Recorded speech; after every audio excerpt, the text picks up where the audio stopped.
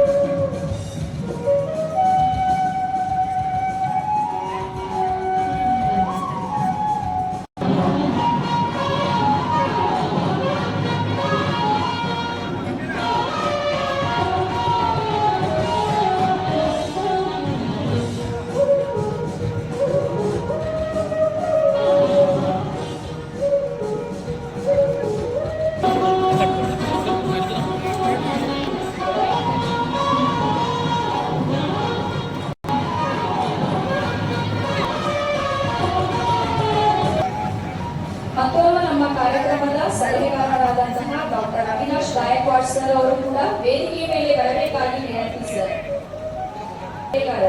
Doctor Avinash Gaikwad sir ಕಾರ್ಯಕ್ರಮಕ್ಕೆ ಆಗಮಿಸಿದಂತಹ ನಮ್ಮ ಪ್ರಿನ್ಸ್ ಶಿಕ್ಷಕ ಅಧಿಕಾರಿಗಳ ಸಂಘದ ಅಧ್ಯಕ್ಷರಾದಂತಹ ರಾಜೇಶ್ ಚಿದ್ರಿ ಸರ್ ಅವರು ಕೂಡ ವೇದಿಕೆಯ ಮೇಲೆ ಬರಬೇಕಾಗಿ ವಿನಂತಿ.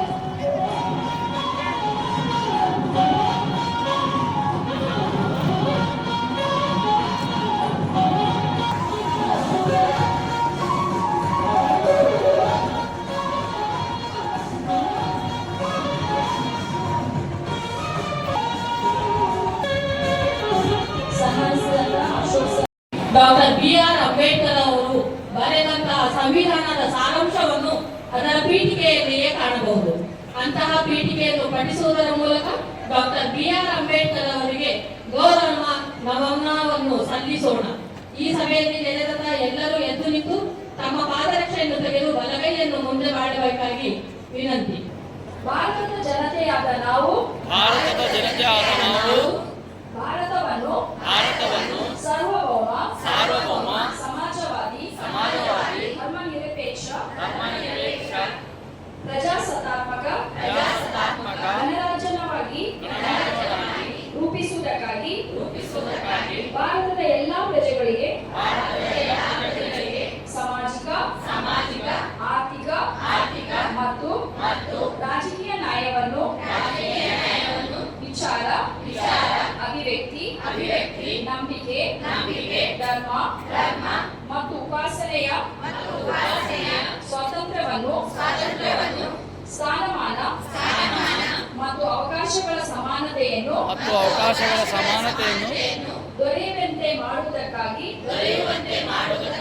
ವ್ಯಕ್ತಿ ಗೌರವ, ದೇಶದ ಏಕತೆ ಮತ್ತು ಸಮಗ್ರತೆಗಾಗಿ ಎಲ್ಲರಲ್ಲಿ ಭಾತೃತ್ವ ಭಾವನೆಯನ್ನು ಮೂಡಿಸುವುದಕ್ಕೆ ದೃಢ ಸಂಕಲ್ಪ ಮಾಡಿ ನಮ್ಮ ಸಂವಿಧಾನ ಸಭೆಯಲ್ಲಿ 1949ನೇ ಇಸ್ವಿಯ ನವೆಂಬರ್ ತಿಂಗಳ 26ನೇ ದಿನದಂದು ಈ ಸಂವಿಧಾನವನ್ನು ನಮಗೆ ನಾವೇ ಅರ್ಪಿಸಿಕೊಂಡು ಅಂಗೀಕರಿಸಿ ಶಾಸನವಾಗಿ ವಿಧಿಸಿಕೊಂಡಿದ್ದೇವೆ. ಧನ್ಯವಾದಗಳು. ಶ್ರದ್ಧೆಯಿಂದ ವಿದ್ಯಾಭ್ಯಾಸ ಮಾಡಿ ಪ್ರಪಂಚದಲ್ಲಿ ಹೆಚ್ಚು ಡಿಗ್ರಿಗಳನ್ನು ಪಡೆದಿರುವ ವಿಶ್ವದ ಮೊದಲ ವ್ಯಕ್ತಿ ನಮ್ಮ ಡಾಕ್ಟರ್ BR ಅಂಬೇಡ್ಕರ್ ಅವರು. ಅದೇ ರೀತಿಯಾಗಿ ವಿದ್ಯಾರ್ಥಿಗಳು ತಮ್ಮ ಜೀವನದಲ್ಲಿ ಏನೇ ಕಷ್ಟ ಬಂದರೂ ಕುಗ್ಗದೆ ತಮ್ಮ ಗುರಿಯ ಕಡೆ ಸಾಗಬೇಕು. ಈ ನಿಟ್ಟಿನಲ್ಲಿ ಮೊದಲ ಹೆಜ್ಜೆ ಇರಿಸಿ ಪರೀಕ್ಷೆಯಲ್ಲಿ ಮೇಲುಗೈ ಸಾಧಿಸಿದ ಬ್ರಿಮ್ಸ್ ನ ವಿದ್ಯಾರ್ಥಿ ಸಾಧಕರಿಗೆ ಹಾಗೂ ಬ್ರಿಮ್ಸ್ ಸಿಬ್ಬಂದಿಗಳ ಮಕ್ಕಳ 10ನೇ ತರಗತಿ ಮತ್ತು PUCಯಲ್ಲಿ ಸಾಧನೆಗೈದ ಎಲ್ಲ ಮಕ್ಕಳಿಗೆ ಸನ್ಮಾನ ಕಾರ್ಯಕ್ರಮ. ಈ ಕಾರ್ಯಕ್ರಮವನ್ನು ನಡೆಸಿಕೊಳ್ಳಲು ನಾನು ವೇದಿಕೆಗೆ ಆಹ್ವಾನಿಸುತ್ತೇನೆ ಸಂಗಮ ನಾಯಕ್ ಅವರು. ಜಯಂತ್ಯೋತ್ಸವದ ಅಂಗವಾಗಿ ಆಗಮಿಸಿದಂಥ ವೇದಿಕೆ ಮೇಲೆ ಆಗಮಿಸಿದಂಥ ನಮ್ಮ ಎಲ್ಲ ಅತಿಥಿಗಳಿಗೆ, ರಾಜ್ಕುಮಾರ್ ನಾಗೇಶ್ವರ ಅವರಿಗೆ ಹಾಗೂ ರಾಜ್ಕುಮಾರ್ ಅವರಿಗೆ ಹಾಗೂ ಡಾಕ್ಟರ್ ರಾಜ್ಕುಮಾರ್ ನಾಗೇಶ್ವರ ಅವರು ಹಾಗೂ ಕಾಶಿಂಪುರ ಅವರ ರಾಜ್ಕುಮಾರ್ ನಾಗೇಶ್ವರ ಅವರು ಹಾಗೂ ಅವರೇ ಹಾಗೂ ಈ ಜನ್ಮದಿನೋತ್ಸವದ ಶುಭಾಶಯಗಳನ್ನು ನಿಮಗೆ ತಿಳಿಸುತ್ತೇನೆ. ಈ ಮೂಲಕ ನಿಮ್ಗೆ ಹೇಳೋದೇನೆಂದ್ರೆ, ಬಾಬಾ ಸಾಹೇಬ್ ಅಂಬೇಡ್ಕರ್ ಅಂದರೆ ನಮ್ಗೇನಂತ ಒಂದು ಸಂಘಟನೆಯನ್ನು ಸೃಷ್ಟಿ ಮಾಡಲು ಒಂದು ಸ್ಫೂರ್ತಿಯನ್ನು ಕೊಟ್ಟಂತ ಮಹಾನ್ ವ್ಯಕ್ತಿ, ಮಹಾನ್ ಚೇತನ. ಇವತ್ತು ನಮ್ಮ ಬ್ರಿಮ್ಸ್ ಆಸ್ಪತ್ರೆಯಲ್ಲಿ ನಮ್ಮ ಸುಶಿಕ್ಷಾಧಿಕಾರಿಗಳ ಸಂಘಟನೆಯನ್ನು ಕೂಡ ನಾವು ಆಯೋಜನೆ ಮಾಡಕ್ಕೆ ನಮಗೆ ಚೇತನ ಯಾರಂದ್ರೆ ನಮ್ಮ ಭೀಮರಾವ್ ಬಾಬಾ ಸಾಹೇಬ್ ಅಂಬೇಡ್ಕರ್ ಅವರು. ಆದ್ದರಿಂದ ನಾನು ಇವತ್ತು ನಮ್ಮ ಬಾಬಾ ಸಾಹೇಬ್ ಅಂಬೇಡ್ಕರ್ ಅವರ ಜನ್ಮದಿನದ ಶುಭಾಶಯಗಳನ್ನು ಪ್ರತಿಯೊಬ್ಬರಿಗೆ ಸಲ್ಲಿಸುತ್ತಾ ಬಂದಂತ ಎಲ್ಲರಿಗೂ ನಾನು ಹೇಳುತ್ತಾ ಈ ನನ್ನ 2 ಮಾತುಗಳನ್ನು ನಾನು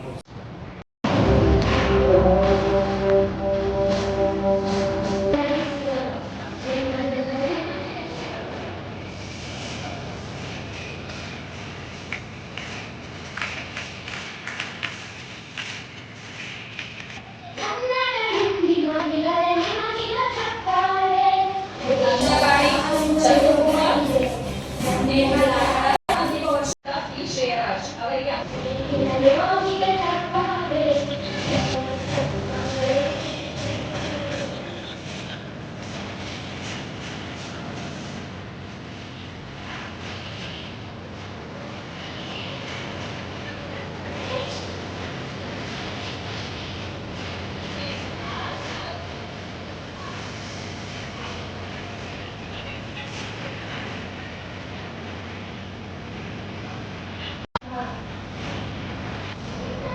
ಸನ್ಮಾನಿತರಾದಂತಹ ಎಲ್ಲ ಬ್ರಿಮ್ಸ್ ಮೆಡಿಕಲ್ ವಿಭಾಗದ ವಿದ್ಯಾರ್ಥಿಗಳಿಗೆ ಗಣ್ಯರಿಂದ ಶುಭ ಹಾರೈಕೆ.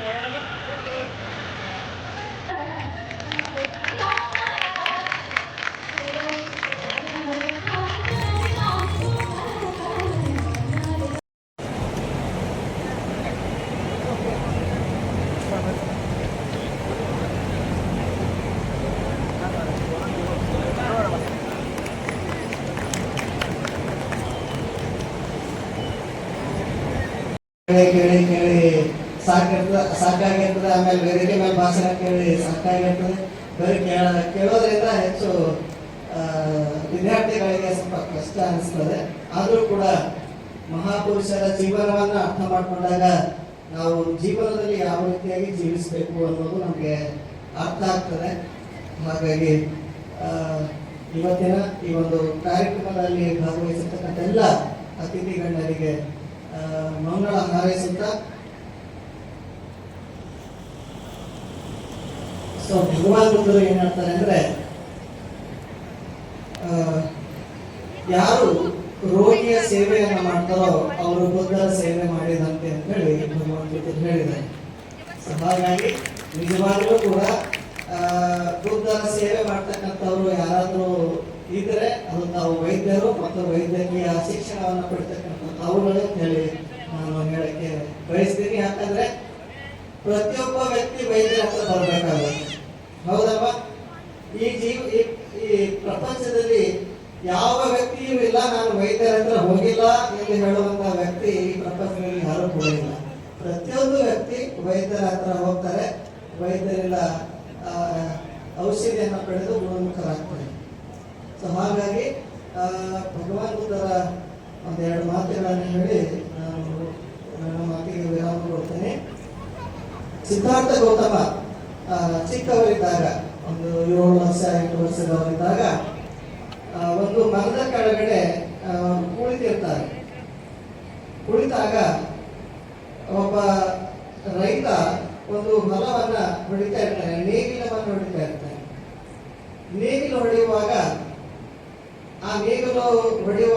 ನೆಲದಿಂದ ಏನು ಬರುತ್ತೆ ಭೂಮಿಯಿಂದ ಅಂದ್ರೆ ಕೆಲವು ಹುಳಗಳು ಬರ್ತಾ ಇರ್ತವೆ. ನೇಗಿಲು ಹೊಡಿತಕ್ಕಂಥ ಸಂದರ್ಭದಲ್ಲಿ ಭೂಮಿಯಿಂದ ಕೆಲವು ಹುಳಗಳು ಬರ್ತಾ ಇರ್ತವೆ. ಆ ಹುಳಗಳಿಗೆ ಅಲ್ಲೇ ಇರ್ತಕ್ಕಂಥ ಕಪ್ಪೆಗಳು ತಿನ್ನುತ್ತವೆ. ಆ ಕಪ್ಪೆಯನ್ನ ಒಂದು ಸರ್ಪ ತಿನ್ನುವುದಕ್ಕೆ ಪ್ರಯತ್ನ ಪಡುತ್ತೆ.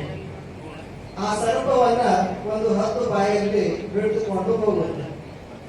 ಅವಾಗ ಆ ಮರದ ಕೆಳಗಡೆ ಕೂತಿರುವಂತಹ ಸಿದ್ಧಾರ್ಥ ಗೌತಮರು ಏನ್ ವಿಚಾರ ಮಾಡ್ತಾರೆ ಅಂದ್ರೆ, ಹುಳುಗಳಿಗೆ ಆ ಕಪ್ಪೆ ತಿಂತಾ ಇತ್ತು, ಪ್ರಯತ್ನ ಮಾಡ್ತಾ ಇತ್ತು, ಕಪ್ಪೆಗೆ ಹಾವು ತಿನ್ನುತ್ತಿತ್ತು, ಹಾವಿಗೆ ಹದ್ದು ಹಿಡಿದುಕೊಂಡು ಹೋಯಿತು ಅಂತೇಳಿ ಚಿಂತನೆಯನ್ನ ಮಾಡ್ತಾರೆ.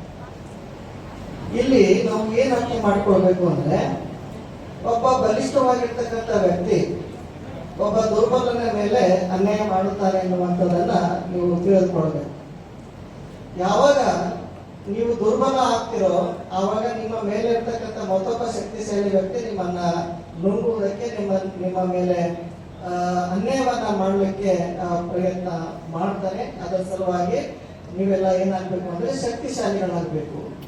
ಶಾರೀರಿಕವಾಗಿ, ಮಾನಸಿಕವಾಗಿ, ಆರ್ಥಿಕವಾಗಿ, ಶೈಕ್ಷಣಿಕವಾಗಿ ಬಾಬಾ ಸಾಹೇಬ್ ಅಂಬೇಡ್ಕರ್ ಅವರು ಹಿಂದುಳಿದಿರ್ತಕ್ಕಂಥ ಎಲ್ಲಾ ಸಮಾಜ ಮೇಲ್ವರ್ಗದ ಸಮಾನವಾಗಿ ಬರಬೇಕು ಅಂತಂದ್ರೆ, ಅವರಿಂದ ಅನ್ಯಾಯಕ್ಕೆ ಒಳಗಾಗಬಾರ್ದು ಅಂತಂದ್ರೆ ಉತ್ತಮವಾಗಿರ್ತಕ್ಕಂಥ ಶಿಕ್ಷಣ ಪಡಿಬೇಕು ಮತ್ತು ಶಕ್ತಿಶಾಲಿ ಆಗಬೇಕು ಅಂತ ಹೇಳಿ ಬಾಬಾ ಸಾಹೇಬ್ ಅಂಬೇಡ್ಕರ್ ಅವರು ಹೇಳಿದ್ದಾರೆ. ಹಾಗಾಗಿ ಅವೆಲ್ಲರೂ ಒಳ್ಳೆಯ ಒಂದು ಶಿಕ್ಷಣವನ್ನು ಪಡೆದು ಸಮಾಜ ಸೇವೆಯನ್ನ ಸಲ್ಲಿಸುವಂತಹ ಕಾರ್ಯ ಮಾಡಬೇಕು. ಬರೀ ಹಣವನ್ನು ಸಂಪಾದನೆ ಮಾಡುವ ಸಲುವಾಗಿ ವಿದ್ಯೆಯನ್ನು ಕಲಿಬಾರದು. ಜೊತೆಗೆ ಸಮಾಜದ ರೋಗಿಗಳ ಸೇವೆಯನ್ನು ಮಾಡುವ ಸಲುವಾಗಿ ತಾವು ವೈದ್ಯಕೀಯ ಶಿಕ್ಷಣವನ್ನು ಪಡೆದು ಸಮಾಜದಲ್ಲಿ ಸೇವೆಯನ್ನು ಸಲ್ಲಿಸಬೇಕು ಅಂತ ಹೇಳಿ ಹಾರೈಸಿ ನನ್ನ ಮಾತಿಗೆ ವಿರಾಮ ಕೊಡ್ತೀನಿ. ಎಲ್ಲರಿಗೂ ಶುಭವಾಗಲಿ.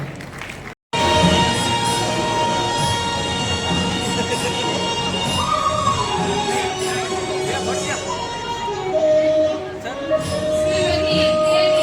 ಅವರು ಈ ಸನ್ಮಾನವನ್ನು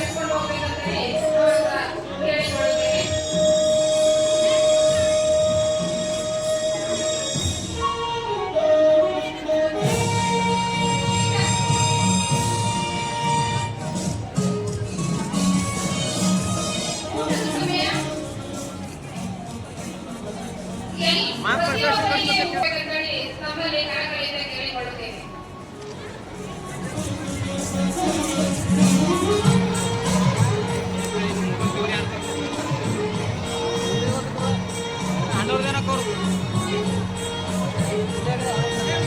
ನನ್ಗೆ ಆಕ್ಚುಲಿ ಆ ದಿನಗಳು ಬಂದ್ರ ನಾವೆಲ್ಲರೂ ಪ್ರತಿಯೊಬ್ಬರು ಈ ಸಮಾಜದೊಳಗ ಎಸ್ಪೆಷಲಿ ಕಲ್ಯಾಣ ನಾಡಿನೊಳಗ ನಾವೆಲ್ಲರೂ ಬಾಬಾ ಸಾಹೇಬ್ ಕಂಡಂತ ಕನಸು, ಬಸವಣ್ಣ ಕಂಡಂತ ಕನಸು ನನಸಾಗ್ತದ ಅಂತ ನಾವು ಭಾವಿಸ್ತೀವಿ. ಬುದ್ಧನ ಸಂದರ್ಭದಲ್ಲಿ ಮೊಳಕೆ ಹೊಡೆದಂತ ಬೀಜ ಬಸವಣ್ಣನ ಸಂದರ್ಭದಲ್ಲಿ ಹೆಮ್ಮರ ಆಯಿತು. ಬಸವಣ್ಣನ ಸಂದರ್ಭದಲ್ಲಿ ಹೆಮ್ಮರ ಆದಂತ ಆ ಮರ ಬಾಬಾ ಸಾಹೇಬರ ಕೈಯಲ್ಲಿ ಫಲ ಕೊಟ್ಟಿತು ಅಂತ ನಾವು ಬಾಬಾ ಸಾಹೇಬರು ಸಂವಿಧಾನದ ಮೂಲಕ ಒಂದು ಘನವಾದ ಸಂವಿಧಾನವನ್ನ ಕೊಡೋ ಮೂಲಕ ನಮ್ಮ ನಿಮ್ಮೆಲ್ಲರ ಬದುಕಿಗೆ ಕೇವಲ ಸಮುದಾಯ ಅಲ್ಲ, ಒಂದು ಸಮುದಾಯ ಅಲ್ಲ, ಇಡೀ ಭಾರತ ದೇಶದ ಸಮಸ್ತ ಜನರಿಗೆ ನ್ಯಾಯದ ಪಾಲನ್ನ ಕೊಟ್ಟಿದ್ದು ನಮ್ಮ ಸಂವಿಧಾನ. ಇಂಥ ಘನವಾದ ಸಂವಿಧಾನ ಇವತ್ತು ನಮ್ಮ ಮಧ್ಯದೊಳಗ ಅದ. ಆ ಸಂವಿಧಾನವನ್ನ ಬಾಬಾ ಸಾಹೇಬರು ಮಾತಾಡ್ತಾರೆ, ಬಹಳ ಹೈರಾಣಾಗಿ ಬಹಳ ಕಷ್ಟಪಟ್ಟು ಈ ಸಂವಿಧಾನವನ್ನ, ಈ ರಥವನ್ನ ನಾನು ಎಳ್ಕೊಂಡು ಬಂದಿದ್ದೀನಿ, ಇದನ್ನ ವಾಪಸ್ ತಗೊಂಡು ಹೋಗ್ಬೇಡಿ ಅಂತ ಮಾತು ಹೇಳ್ತಾರೆ. ಜಯಂತಿ ಆಚರಣೆ ಅಂದ್ರೆ ಏನು? ಜಯಂತಿ ಆಚರಣೆ ಅಂದ್ರೆ ಹೂವಿನಾರ ಹಾಕಿ ಬಹಳ ದೊಡ್ಡದಾಗಿ ಶಾಲ್ಗಳು ಹೊತ್ತಿಸ್ಕೊಂಡು ಸ್ವಲ್ಪ ಶಾಲ್ಗಳು ಹಾಕೋದನ್ನ ಬಿಟ್ಬಿಡ್ರಿ, ಏನು ಪ್ರಯೋಜನ ಇಲ್ಲ. ಶಾಲಿನ ಜಾಗಗಳನ್ನು ಒಳ್ಳೆ ಪುಸ್ತಕ ಕೊಡ್ರಿ, ಬೇಕಾದ್ರೆ ಸಂವಿಧಾನ ಪುಸ್ತಕನೇ ಕೊಡ್ರಿ, ಅಥವಾ ಮತ್ತೆ ಇನ್ಯಾವುದು ಬಾಬಾ ಸಾಹೇಬ್ ಅಂಬೇಡ್ಕರ್ ಜೀವನ ಚರಿತ್ರೆ, ಗವಾಯಿ ಜೀವನ ಚರಿತ್ರೆ ಕೊಡ್ರಿ, ಇನ್ನೇನೋ ಕೊಡ್ರಿ. ಆದ್ರ ಗಂಡ ಸತ್ತೋಗ್ತಾರ ಅಂದ್ರ ಮುತ್ತೈದು ಹೋಗ್ತದ, ಮುತ್ತೈದು ಹೋಗ್ತದ ಅಂದ್ರ ಕುಂಕುಮ ಬಳಿ ತೆಗಿತಾರ, ಕುಂಕುಮ ಬಳಿ ಅಷ್ಟೇ ತೆಗಿಯಲ್ಲ. ನಮ್ಮ ಈ ದರಿದ್ರ ಸಮಾಜದೊಳಗ ಮದುವೆ ಆದ ಒಂದು ಆರ್ಥಿಕ ಸಹಿತ ಕೈ ಹಾಕ್ತಾರೆ. ಮುಂದಕ್ಕೆ ಕರೆ ಇವತ್ತಿಗೂ ಹಂಗೆ ಅಲ್ಲ. ಗಂಡ ಸತ್ತ ಹೆಣ್ಮಗಳು ಒಂದ್ ಕೂತು ಆಕೆ ಪಕ್ಕದ ಗಂಡ ಇದ್ದ ಹೆಣ್ಮಗಳಿಗೆ ಕೂಡ್ಸಿದ್ರ ಆಕೆ ಘಾಟಿ ಕುಂಕುಮ ಇಟ್ಕೊಂಡು ಹೋಗ್ತಾರೆ. ಆದ್ರೆ ನಾವು ಮಾಡ್ಬೇಕಾದ ಕೆಲಸ ಏನ್ ಗೊತ್ತಾ? ಬರ್ರಿ ಮೊದಲು ಇವರಿಗೆ ಕುಂಕುಮ ಹಚ್ಚರಿ, ಹಚ್ಚಿ ಮುಂದಕ್ಕೆ ಹೋಗ್ರಿ ಅಂತ ಹೇಳ್ಬೇಕು ನಾವು. ಆವಾಗ ನಿಜವಾದ ನರ್ಸ್, ನಿಜವಾದ ಡಾಕ್ಟರ್. ನಾವು ಒಂದು ಮಂದಿ ಕೊಡ್ತೀವಿ, ನಮ್ಮ ಮನೆ ಪಕ್ಕದ ಮಗ ಅಮೆರಿಕ ಸಾಫ್ಟ್ವೇರ್ ಇಂಜಿನಿಯರ್, ಅವ್ರ ತಂದೆ ಸತ್ಯ ನಮ್ಮ ಕುನಾಗ 5 ಮಂದಿ ಗಂಡ ಸತ್ಯ ಹೆಣ್ಮಕ್ಳು ಹಿಂದು ಉಳಿತಾರೆ ಮಣ್ಣು ಮಾಡಿ ಬರೋ ಟೈಮ್ನ. ಅಲ್ಲಿ ಕೂರಿಸಿ ಕೆಲ್ಸಿ ಉಳಿಸಿ ತಲೆ ಎದ್ದು ಕುಂಕುಮ ತೆಗೆದು ಬಳೆ ಹೊಡೆದು ಈಗೀಗ ಗಂಡ ಸತ್ತ ವಿಧವೇ ಅಂತ ಹೇಳಿ ಮನೆ ಕರ್ಕೊಂಡ್ ಬರ್ತಾರೆ. ನಾವು ಎಲ್ಲಿ ಹೋಗ್ತೀವೋ ಮಹಿಳಾ ಸಂಘದವರು ಅಲ್ಲಿ ನಾವು ಮಾಡ್ಲಿಕ್ಕೆ ಬಿಡಲ್ಲ. ಅವ್ರ ಮನೆಗೆ ಹೇಳಿದೆವು ನಾವು, ನೋಡ್ರಿ ಅವನ ಜೊತೆ ಇದೆಲ್ಲ ಮಾಡಬಾರ್ದು, ಆಯ್ತು ಅವ್ರದ್ದು ಕಾಲು ಇದು ಮುಗಿತು ಹೋದ್ರು, ಆದ ಈಚೆಗೆ ಕುಂಕುಮ ತೆಗೆಯೋದು ಕೆಲ್ಸಿ ಉಳಿಸೋದು ಇಂಥದ್ದೆಲ್ಲ ಮಾಡಬಾರ್ದು ಅಂತ ಹೇಳಿ ಮಗ ಅಮೇರಿಕಾ ಸಾಫ್ಟ್ವೇರ್ ನಾವು ಪಟ್ಟಂತ ಹೌದ್ರಿ ಮೇಡಮ್ ಮಾಡ್ಬಿಡಲ್ರಿ, ಇದು ಅಮೇರಿಕದ ನಾವು ನಿರೀಕ್ಷೆ ಮಾಡಿದ್ದೆವು. ಸಾಫ್ಟ್ವೇರ್ ತಿಂಗಳಿಗೆ 10 ಲಕ್ಷ 20 ಲಕ್ಷ ದುಡಿತಾರೆ ಅಮೇರಿಕದಾಗ ಇದ್ದವರೆಲ್ಲ. ಅವರೆಲ್ಲ ವೈಟ್ ಕಾಲರ್ ಲೇಬರ್ ಇದ್ದಾರೆ, ಯಾವ ಬೇರೆ. ಈಗ ಅಮೇರಿಕಾದ ಟ್ರಂಪ್ ಅವ್ರ ಕೈ ಕಾಲಿಗೆ ಬೇಡಿ ಹಾಕಿ ವಾಪಸ್ ಕಳಿಸ್ತಾರ. ಎಷ್ಟೋ ಜನ ಬರ್ತಾರೆ ಆ ರೀತಿ 48 ತಾಸು ಯೂರಿನ್ ಮಾಡಿ ಸಹಿತ ಬಿಟ್ಟಿಲ್ಲ. ಸೊ ಈ ರೀತಿ ಅವರನ್ನ ರೊಕ್ಕ ಕೊಟ್ಟು ಉಳಿಸ್ಕೊಳ್ತಾರ, ಅಮೌಂಟ್ ಬೇರೆ. ಆದ್ರ ಪಟ್ಟಂತ ಹೇಳಬೇಕಿತ್ತಲ್ಲ, ಹೇಳಿಲ್ಲ. ಮಾತಿದ್ರಲ್ಲ ನಾ ಅವ್ವ ಕೇಳಿ ಹೇಳ್ತಿದ್ವಿ. ಅರ್ಥ ಏನು? ನೀಷ್ಟೊಂದು ಸಾಫ್ಟ್ವೇರ್ ಓದಿದ ಮನುಷ್ಯ, ಹೌದು ಒಬ್ಬ ಹೆಣ್ಮಗಳಿಗೆ ಕುಂಕುಮ ತೆಗೆದು ಅಪಮಾನ ಮಾಡೋದು ತಪ್ಪದ. ಇದು ನಮ್ಮ ಸಂವಿಧಾನ ಏನ್ ಹೇಳ್ತದ? ಸಮಾಜವಾದಿ ನಾಡು ಕಟ್ಟಬೇಕು ಅಂತದ. ಈಗಾಗಲೇ ಪ್ರತಿಜ್ಞೆ ಮಾಡ್ತೀವಲ್ಲ, ಕೈ ಇಟ್ಕೊಂಡು ಏನದ ಸಂವಿಧಾನದ ಪೀಠಿಕೆಯಲ್ಲಿ ಸಮಾಜವಾದಿ ನಾಡು. ಸಮಾಜವಾದಿ ನಾಡು ಅಂದ್ರೆ ಏನು? ಬಹಳ ಜನ ತಪ್ಪು ತಿಳ್ಕೊಂಡ. ಬಾಬಾ ಸಾಹೇಬ್ ಅಂಬೇಡ್ಕರ್ಗೆ ಸಮಾಜವಾದಿ ತತ್ವ ಅವ್ರಿಗೆ ಇಷ್ಟ ಇದ್ದಿಲ್ಲ. ಆದ್ರೆ ಬಾಬಾ ಸಾಹೇಬ್ ಅಂಬೇಡ್ಕರ್ ಅವರಿಗೆ ಸಮಾಜವಾದಿ ತತ್ವವೇ ಪ್ರಧಾನ ಆಗಿತ್ತು. ಅದಕ್ಕೆ ಅವರು ತಮ್ಮ ಪ್ರಿಯಾಂಬಲ್ ಒಳಗ ಸಮಾಜವಾದಿ ಸೋಷಿಯಲಿಸಂ ಅಂತ ಹೇಳ್ತಾರೆ. ಯಾವ ಸೋಷಿಯಲಿಸಂ? ಸರ್ವ ಸಮಾನತೆಯ ಸೋಷಿಯಲಿಸಂ. ಸರ್ವ ಸಮಾನತೆಯ ಸೋಷಿಯಲಿಸಂ ಬೇಕು, ಸಮಾಜವಾದಿ ಬೇಕು ಅಂತ ಹೇಳಿದ್ರ ನಾವು ಇವತ್ತು ಮನುಸ್ಮೃತಿಯನ್ನ ಕಿತ್ತಿ ಬಿಸಾಡಬೇಕಾಗಿದೆ. ನೋಡಿ, ಸಾವಿತ್ರಿಬಾಯಿ ಫುಲೆ ಅವತ್ತು ಅಕ್ಷರ ಕೆಲಸ ಬರೋ ಟೈಮ್ನಾಗ ಹೆಣ್ಮಕ್ಳ ತರ ಇದು ತುಂಬಿದ್ರಲ್ಲ, ಆವಾಗ ಸಾವಿತ್ರಿ ಏನ್ ಹೇಳ್ತಾರೆ ಗೊತ್ತ್ರಿ? ಮೂಢನಂಬಿಕೆಯನ್ನ ಕಿತ್ತು ಬಿಸಾಡಲಿಕ್ಕೆ ಕಾರ್ಯಕ್ರಮ ಹಾಕಬೇಕು. ನಾನು ಆಕ್ಚುಲಿ ಇವ್ರ ಜೊತೆಗೆ ನಮ್ಮ ಹೊಸಮನಿ ತಮ್ಮ ಜೊತೆ ಮಾತಾಡ್ತಿದ್ದ, ಅವರಿಗೆ ಏನಾದ್ರೂ ವರ್ಷದುದ್ದಕ್ಕೂ ಕಾರ್ಯಕ್ರಮ ಹಾಕಿ. ಸಾವಿತ್ರಿಬಾಯಿ ಫುಲೆ, ಜ್ಯೋತಿಬಾ ಫುಲೆ ಅವರು ಸತ್ಯಶೋಧನಾ ಸಮಿತಿ ಅಂತ ಒಂದು ಮಾಡ್ಕೊಂಡಿದ್ರು. ಸತ್ಯಶೋಧನಾ ಸಮಿತಿ ಮೂಲಕ ಏನೇನು ಕಾರ್ಯಕ್ರಮ ಹಾಕ್ತಾರ್ರಿ? ಮಕ್ಕಳಿಗೆ, ಸಣ್ಣ ಮಕ್ಕಳಿಗೆ ಮದುವೆ ಮಾಡಿದ್ರ ಗಂಡ ಸತ್ತೋದ್ಮೇಲೆ ತಲೆ ಬೋಳ್ಸೋದನ್ನ ಹೆಂಗ್ ತಪ್ಪಿಸ್ತಾರ ಜ್ಯೋತಿಬಾ ಫುಲೆ, ಸಾವಿತ್ರಿಬಾಯಿ ಫುಲೆ ಅವ್ರ ಟೀನೆಲ್ಲ ಅಂದ್ರ ಈ ನಾವಿಂದರು ಇರ್ತಾರಲ್ಲ ಅಂದ್ರ ಕ್ಷೌರ ಮಾಡುವ ನಮ್ಮ ಸಂಗೀತ ಸಮಾಜದವರು ಸವಿತಾ ಸಮಾಜದವರು ಎಲ್ಲರಿಗೂ ಕರೆದು ಅವ್ರ ಸಂಘ ಕಟ್ಟಿ ನೋಡ್ರಪ್ಪ, ಗಂಡಸರಿಗೆ ತಲೆ ಕಾಷ್ಟ ಮಾಡ್ರಿ, ಮೀಸಿ ತೆಗೀರಿ, ಅವರು ಮೀಸಿ ಕಾಷ್ಟ ಮಾಡಿ ನಾವು ಬೇಡ ಅನ್ನಲ್ಲ. ಹೆಣ್ಣು ಮಕ್ಕಳಿಗೆ, ಗಂಡ ಸತ್ತಿದ ಹೆಣ್ಣು ಮಕ್ಕಳಿಗೆ ಕೂದಲು ತೆಗೀಲಿಕ್ಕೆ ನೀವು ಹೋಗಬೇಡ್ರಿ ಅಂತ ಹೇಳ್ತಾರೆ. ಹೋಗ್ಬೇಡ್ರಿ. ಅವ್ರಿಗೆ ತಿಳುವಳಿಕೆ ಕೊಡ್ತಾರ ಹೆಂಗೆ ಹೆಣ್ಣು ಮಕ್ಕಳಿಗೆ ಮನುಸ್ಮೃತಿ ಅಪಮಾನ ಮಾಡ್ತದ, ಈ ಮನುಸ್ಮೃತಿ ಮೂಲಕ ಇಡೀ ಸಮಾಜ ರೋಗಗ್ರಸ್ತ ಆಗ್ತದ ಅಂತ ಹೇಳಿ ವಿವರಿಸ್ತಾರ. ಅವ್ರು ಒಪ್ಕೊಳ್ತಾರ. ಅವ್ರು ಹೇಳ್ತಾರ ಗಂಡ ಸತ್ತ ಹೆಣ್ಮಕ್ಳಿಗೆ ಕೂದಲು ತೆಗೀಲಿಕ್ಕೆ ಬರಲ್ಲ. ಮೇಲ್ಜಾತಿಯವರು ಏನ್ ಮಾಡ್ತಾರ, ಇವ್ರ ಬಗ್ಗೆ ನಾವು ಇದು ಮಾಡ್ಕೊಳ್ಳಿಕ್ಕೆ ಹೋಗೋದು ಬೇಡ ಅಂತ ಬಹಿಷ್ಕಾರ ಮಾಡ್ತಾರ. ಉಪವಾಸ ಬೀಳ್ತೀವಿ, ಆದ್ರೆ ಹೆಣ್ಮಕ್ಳ ತಲೆ ಕೂದಲು ಬೋಡಿಸಿ ಅಪಮಾನ ಮಾಡಲ್ಲ ಅನ್ನೋ ಮಾತು ಅವತ್ತು ಹೇಳ್ತಾರೆ. ಅರ್ಥ ಏನು? ಸಾವಿತ್ರಿಬಾಯಿ ಫುಲೆ, ಜ್ಯೋತಿಬಾ ಫುಲೆ, ಸತ್ಯಶೋಧನಾ ಸಮಿತಿ ಅವ್ರ ಕಾರ್ಯಕ್ರಮ ಈ ರೀತಿ ಹಾಕ್ತಾರ. ಮೂಢನಂಬಿಕೆ ಕಿತ್ತಾಕುವಂಥದ್ದು. ಅವರಿಗೆ ವಿಧವೆಯರಿಗೆ ಹುಟ್ಟಿದ ಮಕ್ಕಳು ಮನೆಯವರೇ ಅತ್ಯಾಚಾರ ಮಾಡ್ತಿದ್ರಿ ಎಷ್ಟೋ ಸರ್ತಿಗೆ. ಅವರಿಗೆ ಹುಟ್ಟಿದ ಮಕ್ಕಳಿಗೆ ಎಷ್ಟೋ ಸರ್ತಿಗೆ ಕೊಲೆ ಮಾಡ್ತಿದ್ರು, ಹೆಣ್ಮಕ್ಳು ಆತ್ಮಹತ್ಯೆ ಮಾಡ್ಕೊತಿದ್ರು. ಗರ್ಭಿಣಿ ಇದ್ರ ಅಬಾರ್ಷನ್ ಮಾಡ್ಕೊಳ್ಳೋ ಅವಕಾಶ ಇದ್ದಿದ್ದಿಲ್ಲ. ಎಷ್ಟೋ ಜನ ಹೆಣ್ಮಕ್ಳು ಆತ್ಮಹತ್ಯೆ ಮಾಡ್ಕೊಳ್ತಿದ್ರು. ಅಂತ ಟೈಮ್ ಒಳಗ ಅವ್ರು ಜ್ಯೋತಿಬಾ ಫುಲೆ ಮಕ್ಕಳನ್ನ ಬಾಲ ಪ್ರತಿಬಂಧಕ, ಅವರ ಮಕ್ಕಳನ್ನ ಕಾಪಾಡುವ ಮನೆಗಳು ತೆಗಿತಾರ, ಅವ್ರಿಗೆ ಸಾಲಿಗಳು ತೆಗಿತಾರ, ಎಲ್ಲಾ ರೀತಿ ವೈಜ್ಞಾನಿಕ ಚಟುವಟಿಕೆಗಳನ್ನ ಮಾಡ್ತಾರ. ಸೊ ಇಂಥ ಒಂದು ಪರಂಪರೆಯನ್ನ ಡಾಕ್ಟರ್ ಬಾಬಾ ಸಾಹೇಬ್ ಅಂಬೇಡ್ಕರ್ ಅವರು ಘನವಾಗಿ ಅವ್ರು ಒಪ್ಕೊಳ್ತಾರೆ. ಏನಂದ್ರ ಈ ಸಮಾಜದ ಒಳಗ ವಿಜ್ಞಾನ ತಂತ್ರಜ್ಞಾನ ಬೆಳಿಬೇಕು. ವಿಜ್ಞಾನ ತಂತ್ರಜ್ಞಾನ ಇದ್ದವರು ಗೆದ್ದವರು ಕದ್ದವರಿಗೆ ಬಳಕೆ ಆಗುವಂತದ್ದು ಅಲ್ಲ, ನಮ್ಮ ಸಾಮಾನ್ಯ ಎಲ್ಲ ಜನರಿಗೂ ಸಿಗ್ಬೇಕಾದಂಥದ್ದು ಅದ ಇದು ಅನ್ನೋದು ಡಾಕ್ಟರ್ ಬಾಬಾ ಸಾಹೇಬ್ ಅಂಬೇಡ್ಕರ್ ಅವರಿಗೆ ಗೊತ್ತಿತ್ತು. ಅದಕ್ಕೆ ಅವ್ರು ಹೇಳ್ತಿದ್ರು ಏನಂತ, ಓದ್ರಿ, ತಿಳ್ಕಳ್ರಿ, ನೀವು ಕಂಡ ದೇವರಿಗೆ ಕೈ ಮುಗಿಯುವಂತ ಕೆಲಸ ಮಾಡಬೇಡ್ರಿ. ಬಸವಣ್ಣನಿಗೆ ಇದೇ ಮಾತು ಹೇಳೋಣ. ಬಸವಣ್ಣ ಏನ್ ಹೇಳಿದ್ರು? ಬಸವಣ್ಣ ದೇಹವೇ ದೇವಾಲಯ, ದೇಹವೇ ದೇವಾಲಯ, ಉಳ್ಳವರು ಶಿವಾಲಯ ಮಾಡುವರು, ನಾನೇನು ಮಾಡಲಿ ಬಡವನಯ್ಯ, ಎನ್ನ ಕಾಲೇ ಪಪ್ಪ ದೇಹವೇ ದೇಗುಲ, ಶಿರವನ್ನ ಕಳಸವಯ್ಯ ಅಂತ ಹೇಳ್ತಾರೆ. ಸೊ ಅಂಥದ್ರೊಳಗ ನಾವಿವತ್ತು ಬಾಬಾ ಸಾಹೇಬ್ ಅಂಬೇಡ್ಕರ್ ಅಂತವ್ರು ನಾವು ಕೊಟ್ಟಂತ ಸಂವಿಧಾನವನ್ನ ಉಳಿಸ್ಕೊಳ್ಳಿಕ್ಕೆ ಬೇಕಾದಂತ ತಿಳುವಳಿಕೆ ತಗೊಳ್ಳೋದನ್ನ ಬಿಟ್ಟು ನಾವೇ ಮೂಢನಂಬಿಕೆ ಹೋದೆವಲ್ಲ, ನಾವೇ ಇಲ್ಲಿ ತುಳಜಾಪುರ ಅಂಬಾಬಾಯಿ ನನ್ನ ಮಗಳಿಗೆ ಮೆಡಿಕಲ್ ಸೀಟ್ ಕೊಡಿಸಾರ ಅನ್ನಷ್ಟು ಮಟ್ಟಂತ ತಿಳುವಳಿಕೆ ಇವತ್ತಿಗೂ ನಮ್ಮಲ್ಲಿ ಉಳಿತು ಅಂದ್ರ ಸಂವಿಧಾನ ಉಳಿತದ ಸಂವಿಧಾನ? ನನ್ನ ಮಾತು ಒಳ್ಳೆ ಮಂದಿ ಬೇಸರ ಆದ್ರ, ನಿಮ್ಗೆ ನೋವಾದ್ರ ನಾನು ಕ್ಷಮೆ ಕೇಳೋದಿಲ್ಲ. ಯಾಕೆ ಹೇಳೋದಿಲ್ಲ ಅಂತಂದ್ರ ಸಂಘರ್ಷ ಇಲ್ಲದೆ, ನೋವಿಲ್ಲದೆ, ನಿಮ್ಗೆ ಬೇಸರ ಮಾಡಲಾದೆ ಹೊಸದನ್ನ ಹುಟ್ಟಲ್ಲ ಅಂತ ನಮ್ಗೆ ಗೊತ್ತದ. ಅದಕ್ಕೆ ನಾವು ಹೇಳೋದು, ಕಂಡ ದೇವರಿಗೆ ಕೈ ಮುಗಿಯಬೇಕಾಗಿಲ್ಲ. ನಿಮ್ ದೇವರನ್ನ ನಿಮ್ ಮನಸ್ಸಲ್ಲಿ ಇಟ್ಕೊಂಡು ಪೂಜೆ ಮಾಡಿ ನಾವು ಬೇಡ ಅನ್ನಲ್ಲ. ಆದ್ರ ದೇವ್ರ ಗುಡಿಗೆ ನಾನು ಹೋಗ್ಬೇಕು ಅಂತ ಒಳಗ್ ಹೋದ್ರ ಹೇಗೆ ದಲಿತ ಐತಿ, ನೀವು ಒಳಗ್ ಬರ್ಬೇಡ ಅಂತ ಬತ್ತು ಹೊರಗೆ ಹಾಕೋದು ನಮ್ಮದೇ ಬಸವ ಕಲ್ಯಾಣದೊಳಗ ಉಡುಕಿ ಮತ್ತು ಚಿಂತಾದೊಳಗ ಗುಡಿ ಒಳಗ್ ಹೋಗಿದ್ದಾಗ ಬಾಯಿ ಒಳಗೆ ಖುಷಿ ಬಿಟ್ಟರು. ನಾವು ಕೇಳ್ತೀವಿ ಎಂತ ಹೊಲಸು ಸಮಾಜ ಇದು. ಇವತ್ತಿಗೂ ಅವೈಜ್ಞಾನಿಕತೆ, ಜಾತಿ ಅನ್ನೋದು ಅವೈಜ್ಞಾನಿಕತೆ, ಜಾತಿ ಅನ್ನೋದು ಮೂಢನಂಬಿಕೆ, ಹೆಣ್ಣು ಗಂಡಿನ ಭೇದ ಅನ್ನೋದು ಮೂಢನಂಬಿಕೆ. ನಾವು ಹಾಗೆ ನೋಡಿದ್ರ ಗಂಡಸರಿಗಿದ್ರು ನಾವು ಹೆಣ್ಣು ಮಕ್ಕಳು 3 ಪಟ್ಟು ಕೆಲಸ ಮಾಡುವ ಶಕ್ತಿವಾನ್ರಿದ್ದೀವಿ. ನಾವು 3 ಪಟ್ಟು ಕೆಲಸ ಮಾಡ್ತೀವಿ. ಇದನ್ನ ಇವತ್ತಲ್ಲ ಅವತ್ತು ಗೊತ್ತಿತ್ತು. ಯಾವತ್ತು ಮನುಷ್ಯ ಮಂಗನಿಂದ ಮಾನವಾದ ಏಡ್ಸ್ ಅನ್ನುವಂತ ವಿಶೇಷ ತಳಿಯಿಂದ ವಿಕಾಸ ಹೊಂದಾಗ ಇಡೀ ಗುಂಪಿಗೆ ಬೇಟೆಯಾಡುವಂತ ಗುಂಪಿಗೆ ಲೀಡರ್ ನಾಯಕರು ಯಾರಿರ್ತಿದ್ರು ಅಂದ್ರ ಹೆಣ್ಮಗಳನ್ನ ನಾಯಕಿ ಮಾಡ್ತಿದ್ರು. ಯಾಕೆ ಹೆಣ್ಮಗಳನ್ನ ನಾಯಕಿ ಮಾಡ್ತಿದ್ರು? ನಿಸರ್ಗ ಸಹಜವಾಗಿ ನಮ್ಮ ಹೊಟ್ಟೆ ಒಳಗ ಒಂದು ಗರ್ಭಾಶಯ ಅಲ್ಲ, ಬಲೂನ್ ಅಂತ ಗರ್ಭಾಶಯ ನನಗೆಲ್ಲ ಚೆನ್ನಾಗಿ ಗೊತ್ತದ. ಆ ಹೊಟ್ಟೆ ಒಳಗೆ ಮೂಡುವಂತ ಮಗು 9 ತಿಂಗಳ ಗರ್ಭಾಯ ರಕ್ತಸ್ರಾವದೊಂದಿಗೆ ಆ ಮಗುವಿಗೆ ನಾವು ಜನ್ಮ ಕೊಡ್ತೇವಲ್ಲ, ಇಡೀ ಆ ಗುಂಪಿಗೆ ಜನಸಂಖ್ಯೆ ಹೆಚ್ಚಾಗ್ತಿತ್ತು. ಮೊದಲು ಜನಸಂಖ್ಯೆ ಬಹಳ ಕಮ್ಮಿ ಇತ್ತು. ತಲೆ ಕೆಳಗೆ ಮಾಡಿ ಕಾಲ್ ಮ್ಯಾಲ ಮಾಡಿ ತಪಸ್ಸು ಮಾಡಿದ್ರು ಗಂಡಸಿಗೆ ಈ ರೀತಿ ಒಂದು ಮಗುವಿಗೆ ಜನ್ಮ ಕೊಡ್ಲಿಕ್ಕೆ ಆಗಲ್ಲ. ಹೆಣ್ಣು ಮಕ್ಕಳು ಹೇಳಿದ ದೇಹದೊಳಗ ಮಾತ್ರ ಗರ್ಭಾಶಯ ಅದ, ಆಕಿ ಮಾತ್ರ ಒಂದು ಮಗುವಿಗೆ ಜನ್ಮ ಕೊಡ್ಲಿಕ್ಕೆ ಸಾಧ್ಯ. ಹಾಗಾಗಿ ಅವತ್ತಿನ ಸಮುದಾಯ ಆದಿಮಾನವರು ಹೆಣ್ಣು ಮಕ್ಕಳನ್ನ ಶಕ್ತಿಮಾನ್ ಅಂತ ತಿಳಿದಿದ್ರು. ಇದು ಯಾವುದೋ ನೀವು ಸಿನಿಮಾದ ಶಕ್ತಿಮಾನ್ ಅಲ್ಲ. ಮೀಸೆ ಮತ್ತ ಗಂಡಸು ನಾವು ಎಷ್ಟೊತ್ತಾದ್ರು ಒಂದ್ಸತಿ ಬಸ್ಸಿನ ಕುಂತಿದ್ದೆವು, ಸೀಟ್ ಬಿಟ್ಟಿದ್ದಿಲ್ಲ, ನಾವು ಜಗಳ ಮಾಡಿ ಸೀಟ್ ತಗೊಂಡೆವು. ಆ ಗಂಡು ಮಗ ಹೇಳ್ದ ಏನಂತ, ಹೆಣ್ಣು ಮಕ್ಕಳಿಗೆ ಸಾಲಿ ಕಳಿಸಬಾರ್ದು, ಹೆಣ್ಮಕ್ಳಿಗೆ ಹೊರಗೆ ಬಿಡಬಾರ್ದು, ಕಾನೂನು ಮಾತಾಡಿ ಸೀಟ್ ಎಲ್ಲ ತಗೋತಾರ ಅಂತ ಹೇಳಿದ್ರು. ನನಗೆ ಹೇಳ್ತಿ ಸಿಟ್ಟು ಬರ್ತಾರೆ, ಏನ್ ಮಾತಾಡ್ತಿ ಮೈಂಡ್ ಯುವರ್ ಲ್ಯಾಂಗ್ವೇಜ್ ಅಂತ ಹೇಳಿ. ಅವನು ಹೇಳಿದ ಮೇಡಮ್ ಎಷ್ಟಾದ್ರೂ ನಾವು ಗಂಡಸ್ರಿ ಮೀಸೆ ಮತ್ತು ಗಂಡಸರು ನೀವು ನಮಗೆ ಎಬ್ಬಿಸಿ ಸೀಟ್ ತಗೊಂಡ್ರಲ್ಲ ಅಂತ. ನನಗೆ ಹೇಳ್ತಿ ಸುಮ್ಮನಿಲ್ಲ. ಹೇಳಿದವರು ನೀನು ಮೀಸೆ ಬರ್ಲಿಕ್ಕೆ ಎಣ್ಣೆ ಗೊಬ್ಬರ ಹಾಕಿಲ್ಲ, ತಂತ ಒಂದು ಮೀಸಿ ಯಾಕಪ್ಪ ದಿಮಾಕು, ನಿನಗೆ ಮೀಸಿ ಬಂದು ನಾವು ಹಂಚ್ಬೇಕಾ?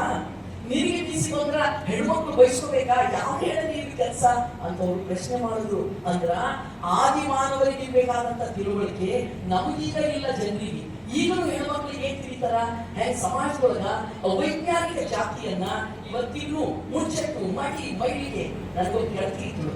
ಆಕೆ ಹೇಳ್ತಿದ್ರು, ಎಲ್ಲ ನಾನೆಲ್ಲ ಜಾತಿ ಬಿಟ್ಟು ಮದುವೆ ಆಗಿ ನನ್ನ ಮಗಳು ಜಾತಿ ಬಿಟ್ಟು ಮದುವೆ ಆಗಿ ಆ ಮಾತಾಡಿ ಬೇರೆಯವ್ರಿಗೆ ಹೇಳಿದ ನಿಮ್ಮ ಬಗ್ಗೆ ಅಂದ್ರಿ ಅಂತ ಕೇಳುವಾಗ ನಮ್ಮ ಬದುಕನ್ನೇ ಇಟ್ಟು ಮಾತಾಡೋದವರಿಗೆ ಕಲಿಬೇಕು. ನೀವು ನನ್ ಕೇಳಿದ್ರ ಅವ್ರ ವೈಯಕ್ತಿಕ ಬದುಕು ಹೆಂಗಲ್ಲ ಅಂದಿಟ್ಟನೆ ಮಾತಾಡೋರಿಗೆ ಕಲಿಬೇಕು. ಸೊ ಆಕೆ ಹೇಳ್ತಿದ್ರು, ಮೇಡಮ್ ಯಾರಿಗಾರ ನೋಡ್ರಿ ನೀವು ಹೊಲಿಯರು ಮಾಡಿದ್ರು ಇಂಥವ್ರ ನೋಡ್ಬೇಡ್ರಿ ಅಂತ ಹೇಳಿದ್ರು. ನಾನು ಹೇಳಿದೆ ಯಾಕ? ಇಲ್ಲ ಅವ್ರ ಕಲ್ಚರ್ ಬೇರೆ. ಅಲ್ವಾ, ಭೂಮಿ ಮೇಲೆ ಮನುಷ್ಯ ಎಲ್ಲರ ಕಲ್ಚರ್ ಬಂದೇ. ಜಾತಿ ನೋಡಿ ಕಲ್ಚರ್ ಇರ್ತದ, ತೊಡಿಗೆ ಬ್ಯಾನಿ ಇರ್ಬೋದು, ಊಟ ತಿಂಡಿ ಬ್ಯಾನಿ ಇರ್ಬೋದು. ಈಗ ಬಹಳ ಜನ ನಮ್ಮಲ್ಲೂ ಸಹಿತ ದಲಿತ ಸಮುದಾಯದೊಳಗೂ ನಾನ್ ವೆಜ್ ಮುಟ್ಟಲ್ರಿ ಅಂತ. ಎಂತ ಅವೈಜ್ಞಾನಿಕತೆ ಇದು! ಎಂತದ್ದು? ನೀವು ಮಂಗಳೂರಿಗೆ ಹೋಗ್ರಿ, ಎಲ್ಲರೂ ನೀರು ತಿಂತಾರ. ಅದು ಭಾರಿ ಏನ್ ಹೆಸರು ಇರ್ತಾರ ಅಂದ್ರ ಸಮುದ್ರ ಕಮಲ ಅಂತ ಹೆಸರಿಟ್ಟು ನೀರು ತಿಂತಾರೆ. ನಾವು ಮೀನು ತಿಂದ್ರ, ನಾವು ನಾನ್ ವೆಜ್ ತಿಂದ್ರ ಚಿಚಿ ತಿನ್ನಬಾರ್ದು ಅಂತ, ಗೋ ಹತ್ಯೆ ಮಾಡಬಾರ್ದು ಅಂತ ನಾಟಕ ಮಾಡಿ ಹೇಳ್ತಾರೆ ಅಲ್ವಾ. ಇವತ್ತಿಗೂ ಮನುಸ್ಮೃತಿ ಎಂಬುದು ನಾನಾ ಸ್ವರೂಪದೊಳಗ ನಮ್ಮ ತಲೆಯೊಳಗೆ ಸೇರಿಸಿದ ಬಂಧುಗಳೇ. ಇಂಥ ಸಂದರ್ಭದಲ್ಲಿ ನಾವು ಹೇಳೋದೇನು ಅಂದ್ರ, ಬಾಬಾ ಸಾಹೇಬ್ ಅಂಬೇಡ್ಕರ್ ಅವರ ಒಂದು ಕನಸಿತ್ತು. ಯಾವ ಕನಸು ಅಂದ್ರ, ಈ ದೇಶದ ಒಳಗ ತಾರತಮ್ಯ ಹೇಳುವಂತ, ಅಮಾನವೀಯತೆ ಮಾಡುವಂತ ಮನುಸ್ಮೃತಿಯನ್ನ ಕಿತ್ತು ಬಿಸಾಕಬೇಕು ಅನ್ನೋ ಸಲುವಾಗಿನೇ ಡಿಸೆಂಬರ್ 27ನೇ ತಾರೀಕಿಗೆ ಮನುಸ್ಮೃತಿ ದಹನವನ್ನ ನಾವು ಆಚರಿಸ್ತೀವಿ. ಸೊ ನಾನು ವಿನಂತಿಯನ್ನ ಮಾಡ್ತೀನಿ, ನಮ್ಮ ಈ ಸಂಘದ ಮೂಲಕ ದಯವಿಟ್ಟು ಒಂದು ಲೈಬ್ರರಿಯನ್ನ ಮಾಡ್ತೀವಿ. ಮತ್ತು ನೀವು ಪ್ರತಿ ಡಿಸೆಂಬರ್ 27ನೇ ತಾರೀಕಿಗೆ ಮನುಸ್ಮೃತಿ ಅಂದ್ರೆ ಏನು, ಮನುಸ್ಮೃತಿ 9ನೇ ಅಧ್ಯಾಯದಿಂದ ಹೆಣ್ಮಕ್ಳ ಬಗ್ಗೆ ಏನ್ ಹೇಳ್ತದ. ನಾನು ಹೆಣ್ಮಕ್ಳು 3 ಪಟ್ಟು ಕೆಲಸ ಅಂತ ಹೇಳ್ದಲ್ಲ, ಮನೆ ಒಳಗಿನ ಕೆಲಸ, ಮನೆ ಹೊರಗಿನ ಕೆಲಸ, ಮಕ್ಕಳನ್ನ ಹೊಟ್ಟೆ ಒಳಗೆ ಇಟ್ಕೊಂಡು ಜನ್ಮ ಕೊಡೋ ಕೆಲಸ, 3 ಪಟ್ಟು ಕೆಲಸ ಮಾಡಲ್ಲ? ಮಾಡ್ತೀವಲ್ಲ. ಆದ್ರೆ ಈಗಲೂ ನಮ್ಮ ಹುಡುಗಿಯ ತಲೆಯೊಳಗೆ ಏನ್ ಸೇರಿದ ಅಂದ್ರೆ, ಹೆಣ್ಮಕ್ಳಂದ್ರೆ ನಾಚುಕು, ಹೆಣ್ಮಕ್ಳಂದ್ರೆ ನಾಚ್ಕೊಂಡಿರ್ಬೇಕು, ಹೆಣ್ಮಕ್ಳಂದ್ರೆ ಶೃಂಗಾರ ಮಾಡ್ಕೊಳ್ಬೇಕು, ಹೆಣ್ಮಕ್ಳಂದ್ರೆ ಐಶ್ವರ್ಯ ಕೈ ಇರ್ಬೇಕು. ಹೆಣ್ಮಕ್ಳು ಯಾಕೆ ಅಂತ ಚಂದ ಅಂದ್ರೆ ಗಂಡಸರಿಗೆ ಮೆಚ್ಚಿಸ್ರಿ ಅಂದ್ರೆ ಗಂಡಗ ಮೆಚ್ಚಿಸ್ರಿಕ, ಅಥವಾ ಬೇರೆಯವ್ರನ್ನ ನೋಡಿ ಸುಂದರಿ ಅನ್ಬೇಕು. ಸೌಂದರ್ಯ ಅನ್ನೋದು ನಮ್ಮ ಪ್ರತಿಭೆ ಅಲ್ಲದ, ಸೌಂದರ್ಯ ಅನ್ನೋದು ನಮ್ಮ ಕೆಲಸದಲ್ಲದ, ಸೌಂದರ್ಯ ಅನ್ನೋದು ನಮ್ಮ ಮಾನವೀಯತೆ ಅಲ್ಲದ, ಸೌಂದರ್ಯ ಅನ್ನೋದು ಸಕಲ ಜೀವಾಣುಗಳಿಗೆ ಲೇಸು ಬಯಸೋದ್ರಲ್ಲಿ ಅದ. ಸೌಂದರ್ಯ ಅನ್ನೋದು ಸಂವಿಧಾನವನ್ನ ಸಂರಕ್ಷಿಸ್ತೀನಿ ಮಕ್ಕಳೇ, ಮನುಸ್ಮೃತಿ ಒಬ್ಬರೇ ಜಾರಿ ಮಾಡೋದು ಬಿಡಲ್ಲ ನಿಮ್ಮನ್ನ ಅಂತ ಹೇಳೋದ್ರಲ್ಲಿ ಸೌಂದರ್ಯ ಅದ. ಅದು ಬಿಟ್ಟು ನಾವು ಬಾರಿ ಏನೋ ಅದು ಇದು ನನ್ನ ತಂಗಿ ಮಗಳಿಗೆ ಮದುವೆ ಮಾಡೋದು, ನಾನು ಸಾಮಾನ್ಯವಾಗಿ ಸಂಪ್ರದಾಯ ಎಲ್ಲ ಮಾಡೋದು ಹೋಗಲ್ಲ, ಅಕ್ಷತ ಹಾಕಿ ಬರ್ತೀನಿ ಅಷ್ಟೇ. ಅಕ್ಷತನೂ ಕೈಯಲ್ಲಿ ಅಕ್ಕಿ ತಗೊಂಡು ಹಾಕಲ್ಲ, ಜಸ್ಟ್ ಹೋಗಿ ವಿಶ್ ಮಾಡಿ ಬರ್ತೀನಿ. ಹುಡುಗಿಯೆಲ್ಲ ಹುಡುಕಾಗ್ತಿದ್ದೆ ನಾನು, ಇಲ್ಲೇ ಕೂತಾರಲ್ಲ ಅಂದ್ರು, ಯಾಕೆ ನಾನು ಮುಟ್ಟಿಸ್ಲಿಕ್ಕೆ ಆಗಿಲ್ಲ ಅಂದ್ರ 15,000 ರೂಪಾಯಿ ಫೇಶಿಯಲ್ ಮಾಡಿ ಈಗ ಮಾರಿನ ಬೇರೆ ಮಾಡಿಬಿಟ್ಟಿದ್ವಿ. ಫೇಸಲ್ಲಿ ನಮಗೆ ಫೇಸ್ಲೆಸ್ ಮಾಡ್ಯಾರ. ದಯವಿಟ್ಟು ಹುಡುಗಿಯರ ಅರ್ಥ ಮಾಡ್ಕೊಳ್ರಿ, ಹೆಣ್ಮಕ್ಳಿಗೆ ಫೇಸ್ಲೆಸ್ ಮಾಡ್ಯಾರ. ಈಗ ಬಂಗಾರದ ದುಕಾನದ ಜಾಹೀರಾತು ಬರ್ತಾವ ನೋಡಿದ್ರಿ, ಹೆಂಗಿರ್ತದೆ ಜಾಹೀರಾತು? ಮೂಗಿನ ಆ ಕಡಿದು ಈ ಕಡಿದು ಈ ಕಡೆ ಈ ಕಡೆ ಆ ಕಡೆ ಎಲ್ಲ ಕಡೆ ಬಂಗಾರ ಇರ್ತದ. ಹುಡುಗಿ ಎಲ್ಲ ಅಂತ ಹುಡುಕಬೇಕು, ಹುಡುಗಿ ಸಿಗಲ್ಲ ಅಲ್ಲಿ ನಿಮ್ಗ, ಕೇವಲ ಅಲ್ಲಿ ಬಂಗಾರ ಇರ್ತದ. ಬಟ್ಟೆನೂ ಹಂಗೆ, ನೀವು ಕಳೆದೋಗಿರ್ತೀರಿ, ನೀವು ಬಟ್ಟೆ ವೈಭವೀಕರಣ ಆಗಿರ್ತದ. ನಮ್ಮನ್ನ ಸಮಾಜದಿಂದ ಫೇಸ್ಲೆಸ್ ಮಾಡುವಂತ ಈ ಷಡ್ಯಂತ್ರ ಅದ. ಈ ಷಡ್ಯಂತ್ರವನ್ನ ಮೊದಲು ನಮ್ಗೆ ಅರ್ಥ ಮಾಡ್ಕೊಳ್ಳಿಕ್ಕೆ ಕಾನೂನುಬದ್ಧವಾಗಿ ಹಚ್ಚಿರೋದು ಡಾಕ್ಟರ್ ಬಾಬಾ ಸಾಹೇಬ್ ಅಂಬೇಡ್ಕರ್. ಅದಕ್ಕೆ ಅವ್ರು ಹೇಳಿದ್ರೆ ಏನಂತ, ಹಿಂದೂ ಕೋಡ್ ಬಿಲ್ ಅಲ್ಲಿ ಮಹಿಳೆಯರಿಗೆ ಆಸ್ತಿ ಹಕ್ಕಿರಬೇಕು, ಆಸ್ತಿ ಹಕ್ಕನ್ನ ಕೊಡಲ್ಲ ಅಥವಾ ಹಿಂದೂ ಕೋಡ್ ಬಿಲ್ ಅಲ್ಲಿ ಫೇಲ್ ಮಾಡೋದಲ್ಲ, ಅವತ್ತು ಬಾಬಾ ಸಾಹೇಬ್ ಅಂಬೇಡ್ಕರ್ ರಾಜೀನಾಮೆ ಕೊಟ್ಟು ಹೊರಗೆ ಬರ್ತಾರ. ಅರ್ಥ ಆಯ್ತಾ ನಿಮ್ಗ? ಈ ಮಾತಿನ ಮೂಲಕ ನಾನು ಮಾತು ಮುಗಿಸ್ತೀನಿ. ಬಾಬಾ ಸಾಹೇಬ್ ಅಂಬೇಡ್ಕರ್ ಯಾವಾಗ ರಾಜೀನಾಮೆ ಕೊಡ್ತಾರ? ಲಾ ಮಿನಿಸ್ಟರ್ ಇದ್ದವರು ಹಿಂದೂ ಕೋರ್ಟ್ ಬಿಲ್ ಪ್ರೆಸೆಂಟ್ ಮಾಡ್ತಾರೆ ಇದ್ರ ಪಾರ್ಲಿಮೆಂಟ್ ಅಲ್ಲಿ, ಅವಾಗ ಪಾಸ್ ಆಗಲ್ಲ, ಬಿದ್ದೋಗ್ತದ ಅಂತ ನೋಡ್ತಿರ್ತಾರ. ಅರ್ಧ ಸಂಖ್ಯೆ ಮಹಿಳೆಯರಿಗೆ ನ್ಯಾಯ ಕೊಡಲಿಕ್ಕೆ ಒಪ್ಪಲಾದ ಪಾರ್ಲಿಮೆಂಟ್ ಈ ಆಯ್ಕೆಯಾಗುವ ಮನುಷ್ಯರ ಇವ್ರ ಜೊತೆ ಕೆಲಸ ಮಾಡ್ಲಿಕ್ಕೆ ಆಗ್ತದ? ಸಾಧ್ಯನೇ ಇಲ್ಲ ಅಂತ ಹೇಳಿ ರಾಜೀನಾಮೆ ಕೊಟ್ಟು ಹೊರಗೆ ಬರ್ತಾರೆ. ಮೊದಲು ವಿಚಾರವಾದಿಗಳಾಗಬೇಕು, ಮಾನವ ಪ್ರೇಮಿಗಳಾಗಬೇಕು, ಸಮಾನತೆಗಾಗಿ ನೀವು ನಿಮ್ಮ ಮನಸ್ಸು ತುಳಿಲಿಕ್ಕೆ ಸಾಧ್ಯ ಆಗಬೇಕು. ಸಂವಿಧಾನವನ್ನು ಒಂದ್ಸತಿಗೆ ಓದ್ರಿ, ಬಾಬಾ ಸಾಹೇಬ್ ಅಂಬೇಡ್ಕರ್ ಜೀವನ ಚರಿತ್ರೆಯನ್ನ ಒಂದ್ಸತಿಗೆ ಓದ್ರಿ ನನ್ನ ಮಾತನ್ನು ಹೇಳ್ತಾ, ಈ ಸಂಘಟನೆಯವರು ಒಂದು ಲೈಬ್ರರಿಯನ್ನ ಮಾಡ್ರಿ, ಡಿಸೆಂಬರ್ 27ಕ್ಕೆ ಒಂದು ಸೆಮಿನಾರ್ ಅನ್ನ ಮಾಡ್ರಿ. ಎಲ್ಲ ಸಂದರ್ಭದಲ್ಲೂ ಹೋರಾಟ ಮಾಡ್ಬೇಕಂತಿಲ್ಲ, ಆದ್ರೆ ಸೆಮಿನಾರ್ಗಳನ್ನ ಮಾಡ್ರಿ, ಬೇರೆ ರೀತಿಯಲ್ಲಿ ಬರೆದಂತಹ ಪುಸ್ತಕಗಳನ್ನ ಪ್ರಕಟಣೆ ಮಾಡಿ ಆ ಪುಸ್ತಕ ಪ್ರಕಟಣೆ ಮಾಡುವ ಮೂಲಕ ಸಮಾಜದೊಳಗ ನಮ್ಮ ಎಲ್ಲ ಸಮುದಾಯದ ಜನ ಸಮರ್ಥವಾಗಿ ಬರೆಯಬಲ್ಲರು ಅನ್ನೋದನ್ನ ತೋರಿಸ್ಕೊಡ್ರಿ. ಈಗಾಗಲೇ ನಮ್ಮ ನೀಲಮಕ್ಕಳು ಅವರು ಮಾತಾಡಿದ್ದಾರೆ. ಅವರು ಬಹಳಷ್ಟು ಚೆನ್ನಾಗಿ ನಮ್ಮ ಡಾಕ್ಟರ್ ಬಿ ಆರ್ ಅಂಬೇಡ್ಕರ್ ಬಗ್ಗೆ ಮತ್ತು ಮಹಿಳೆಯರ ಬಗ್ಗೆ ಮಹಿಳೆಯರ ಬಗ್ಗೆ ಬಹಳಷ್ಟು ಬೆಳಕನ್ನು ಚೆಲ್ಲಿದ್ದಾರೆ. ಅವರಷ್ಟು ಊರಿಂದ ಕಲಬುರಗಿಯಿಂದ ಬೀದರ್ಗೆ ಬಂದಿದ್ದಾರೆ. ಅವರು ಆಕ್ಚುಲಿ ಬಿ ಶೆಡ್ಯೂಲ್ ಅಂದರೂ ಕೂಡ ಬಂದು ನಮಗೆಲ್ಲ ಒಂದು ಉದ್ದೇಶ ಮಾತಾಡಿದ್ದಾರೆ. ಅದಕ್ಕೆ ನಾವು ನನ್ನ ಪರವಾಗಿ ನಮ್ಮ ಸಂಘ ವತಿಯಾಗಿ ಬೀನ್ ಸಂಸ್ಥೆಗೆ ಅವರಿಗೆ ನಾನು ಅಭಿನಂದನೆ. ಸೊ ಈಗ 2-3 ಮಾತಾಡ್ತೀನಿ ಅಷ್ಟೇ, ಒಂದು ಗೌರ್ಮೆಂಟಲ್ಲಿ ಮುಗಿಸ್ತೀನಿ ಅಷ್ಟೇ ಹೇಳಕ್ಕೆ ಇದು ಮಾಡ್ತೀನಿ. ಅದರೆಲ್ಲ ಕನ್ಫ್ಯೂಷನ್ ಆಗಿದ್ದಾರೆ. ಏನಂತ ಡಾಕ್ಟರ್ ಬಿ ಆರ್ ಅಂಬೇಡ್ಕರ್ ಅನ್ನು ದೇವರಂತ ಕಾಣಬೇಕಾ ಅಥವಾ ಮಹಾಪುರುಷರಾಗಿ ಕಾಣಬೇಕಂತ. ಸೊ ನನ್ನ ಬಗ್ಗೆ ಯಾಕೆ ಆಗ್ತದೆ ಅಂತಂದ್ರೆ ನಾವು ನೋಡ್ತಾ ಇದ್ದೀವಿ, ನಾವು ಡಾಕ್ಟರ್ ಬಿ ಆರ್ ಅಂಬೇಡ್ಕರ್ ಅವ್ರು ಏನ್ ಮಾಡ್ತೀವಿ ಅಂದ್ರೆ ಖಾಲಿ ವರ್ಷಕ್ಕಷ್ಟೇ ನಾವು ರಾಷ್ಟ್ರಮಾಳಿಗೆ ಫೋಟೋ ತೆಗೆದು ಪೂಜೆ ಮಾಡಿ ಮತ್ತೆ ನಾವು ಛೇಡಿಸಲಿಗೆ ಫೋಟೋ ತೆಗೆಯೋದು. ಅದೊಂದು ರೀಸನ್ ಆಗಿರ್ಬೋದು. ಅಥವಾ ಇನ್ನೊಂದು ರೀಸನ್ ಅಂದ್ರೆ ಬಹಳಷ್ಟು ಜನ ದೇವರ ಆಗಿರುತ್ತೆ, ನಾವು ಗುಡಿಯಲ್ಲಿ ದೇವರಂತ ಇರ್ತಾರೆ. ಓಕೆ, ಸೊ ಯಾವಾಗ ನಾವೊಂದು ಮೈಂಡ್ ಚೇಂಜ್ ಮಾಡ್ತೇವೆ ಅಂದ್ರೆ ನಾವು ಡಾಕ್ಟರ್ ಬಿ ಆರ್ ಅಂಬೇಡ್ಕರ್ ಆದರ್ಶಗಳನ್ನ ಡೈಲಿಯಾಗಿ ಪಾಲಿಸ್ತೇವೆ, ಅವರ ತತ್ವಗಳನ್ನು ಪಾಲಿಸ್ತೇವೆ. ಅವಾಗ ನೋಡಿ ನಾವು ಮನಸ್ಸಿನಲ್ಲಿ ಹೇಗೆ ಬರ್ತಂತ ಅವಾಗ ದೇವರ ಕಾಲ ಈ ಸಮಯ ಹೇಳ್ತಾ ಬಯಸ್ತೇವೆ. ಸೊ ಸಮಯ ಬದಲಾಗಿದೆ. ಸಮಯ ಹ್ಯಾಂಗೆ ಬದಲಾಗಿದೆ ಮೊದಲು ನೋಡ್ರಿ, ಈಗ ನಮ್ದು ಇದರಲ್ಲಿ ಯಾವ ಡೆವಲಪ್ಮೆಂಟ್ ಇರ್ತಿಲ್ಲ. ಈಗ ಡಿ ಸಿ ಆಗಿರ್ಬೋದು, ಎ ಸಿ ಆಗಿರ್ಬೋದು, ಡಾಕ್ಟರ್, ಇಂಜಿನಿಯರ್ ಎಲ್ಲ ಒಂದೇ ಬರ್ತಾ ಇದೆ ಅಂದ್ರೆ ಬೆಳೀತಾ ಇದೆ ಸಮಾಜ. ಬಟ್ ನನ್ನ ಪ್ರಕಾರ ಎಲ್ಲಿವರೆಗೆ ನಮ್ದು ಸಮಾಜದವರು ಅಧಿಕಾರದ ಪಾಲಿಟಿಕ್ಸ್ ಬರಂಗಿಲ್ಲ, ಅದು ಅಲ್ಲಿವರೆಗೆ ನಮ್ದು ಅದು ಪರಿಪೂರ್ಣ ಆಗೋದಿಲ್ಲ ಅಂತ ಈ ಸಮಯ ಹೇಳಕ್ ಬಯಸ್ತೀನಿ. ಸೊ ಇನ್ನು ಸಮಯ ಬದಲಾಗಿದೆ. ಮೊದಲು ಹೇಗಿತ್ತು ನಮಗೆ ಬೇರೆ ಜನಕ್ಕೆ ಬೇರೆ ರೀತಿ ನೋಡ್ತಿದ್ರು, ಅನ್ಟೆಸ್ಟಿಬಿಲಿಟಿ ಆಗಿರ್ಬೋದು, ಟೆಂಪಲ್ ಅಲ್ಲಿ ಬಂದೇ ಇರ್ಬೋದು, ಅಥವಾ ನಾವು ಸಾರ್ವಜನಿಕವಾಗಿ ನಮ್ಗೆ ನೀರು ಕೂಡ ಗೊತ್ತಿಲ್ಲ. ಬಟ್ ಈಗ ನನಗೆ ಸ್ವಲ್ಪ ಚೇಂಜ್ ಆಗಿದೆ. ಸೊ ಅದ್ರ ಫಲವಾಗಿ ನಾವು ಒಂದು ಸಮಾಜದಲ್ಲಿ ಜೀವಿಸ್ತೇವೆ. ಹೊರಗಡೆದು ಈ ಬೇರೆ ಕಮ್ಯುನಿಟಿ ಬೇರೆ ಭಾಗದಲ್ಲಿ ನಾವು ಬಹಳ ಇಂಪಾರ್ಟೆಂಟ್ ಈ ಸಮಯ ಹೇಳಕ್ ಬಯಸ್ತೀನಿ. ಯಾಕಂದ್ರೆ ಅದಿದ್ರೆ ನಮ್ಗೆ ಸೆಲ್ಫ್ ಡೆವಲಪ್ಮೆಂಟ್ ಆಯ್ತು ಅಂತ ಈ ಸಮಯ ಹೇಳಕ್ ಬಯಸ್ತೀನಿ. ಈ ಕೊನೆಯದಾಗಿ ಡಾಕ್ಟರ್ ಬಿ ಆರ್ ಅಂಬೇಡ್ಕರ್ ಹೇಳಿದರು ಶಿಕ್ಷಣ ಸಂಘಟನೆ ಹೋರಾಟ ಇದೊಂದು ಇದರಲ್ಲಿ ನಾನು ನೆನೆಸ್ಕೊಳ್ತೀನಿ. ಯಾಕಂದ್ರೆ ಶಿಕ್ಷಣ ಅನ್ನೋದು ಬಹಳ ಇಂಪಾರ್ಟೆಂಟ್. ಶಿಕ್ಷಣ ಇದ್ದರೆ ಸೆಲ್ಫ್ ಡೆವಲಪ್ಮೆಂಟ್ ಆಯ್ತು. ನೀವು ಸ್ಟೂಡೆಂಟ್ ಇದ್ದೀವಿ, ಈಗ ಸೆಲ್ಫ್ ಡೆವಲಪ್ಮೆಂಟ್ ಆದ್ರೆ ನಿಮ್ಮ ಫ್ಯಾಮಿಲಿ ಡೆವಲಪ್ಮೆಂಟ್ ಆಗುತ್ತೆ, ನಿಮ್ಮ ಸಿಟಿ ಆಗುತ್ತೆ, ನಮ್ಮ ರಾಜ್ಯ ಆಗುತ್ತೆ, ನಮ್ಮ ದೇಶ ಆಗುತ್ತೆ ಅಂತ ಹೇಳಬಹುದು. ಕೊನೆಯದಾಗಿ ನಮ್ಮ ಅಧ್ಯಕ್ಷ ಸ್ಥಾನವನ್ನು ಮಾತು ಹೇಳ್ತೀನಿ. ಡಾಕ್ಟರ್ ಬಿ ಆರ್ ಅಂಬೇಡ್ಕರ್ ಅವರು ಜಸ್ಟ್ ಒಂದು ನೇಮಿಲ್ಲ, ಅದೊಂದು ಚಳವಳಿ. ಅವರು ನಾವು ಅವರ ತತ್ವಗಳನ್ನ ಡೈಲಿಯಾಗಿ ಪಾಲಿಸಿದ್ರೆ ಅಷ್ಟೇ ನಮಗೆ ಇವರು ನಿಜವಾದ ಡಾಕ್ಟರ್ ಅಂಬೇಡ್ಕರ್ ಜಯಂತಿ ಆಚರಿಸಬೇಕಾಗ್ತದೆ ಅಂತ ಹೇಳ್ತೀನಿ. ಎಲ್ಲರೂ ನಾವೇನ್ ಮಾಡೋಣ, ಸಂವಿಧಾನವನ್ನು ಬೆಳೆಸೋಣ, ಉಳಿಸೋಣ ಅಂತ ಹೇಳಿ ನಾನು ನಮ್ಮ ಅಧ್ಯಕ್ಷರ ಭಾಷಣ ಮುಗಿಸ್ತೇನೆ. ಜೈ ಭೀಮ್, ಜೈ ಕರ್ನಾಟಕ.